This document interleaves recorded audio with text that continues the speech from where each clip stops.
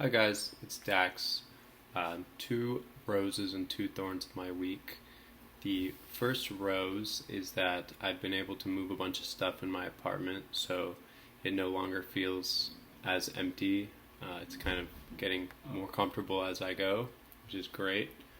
And also another rose is that the weather's been getting better, so more people are coming into my work, which means I get to make more money, which is always great. Um, a thorn would be this week I have a lot of assignments and not a lot of time to do them, so I'm really stressed out. I'm trying to just chip away at my laundry list of assignments. Another thorn of my week is that I have currently a massive pile of laundry sitting on my floor. Um, it's been there since I moved in, and I just haven't worked up the courage to deal with it yet. But I will eventually, I hope.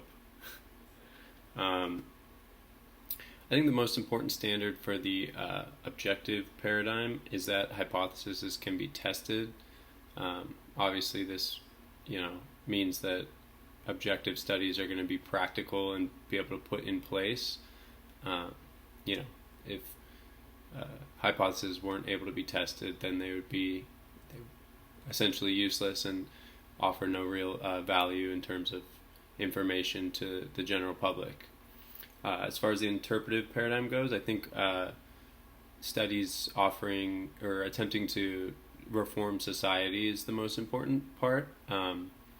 If you're going to look at things from a more humanitarian, interpretive kind of lens, then I think the ultimate goal would always be to reform society, especially in the case that the information isn't quantitative or objective.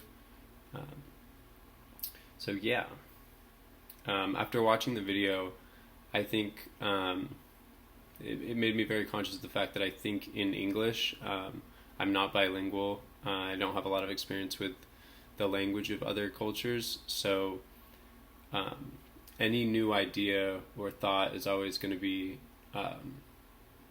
occurring under the umbrella of English and what I know of American culture.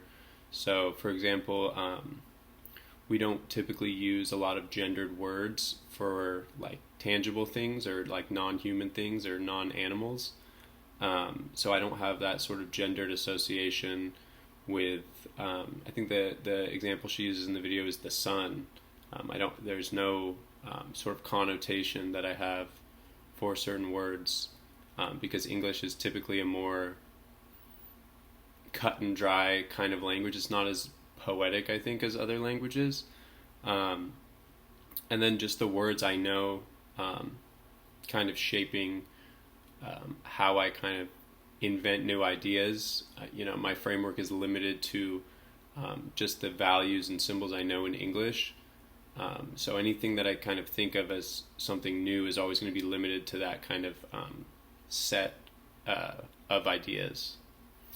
And then lastly, after watching the video for the watch and test, I think the most helpful thing for me when understanding the chapter, obviously they went through all of the standards, which was helpful, but I liked towards the end Amanda used the example of ethnography when talking about interpretive studies.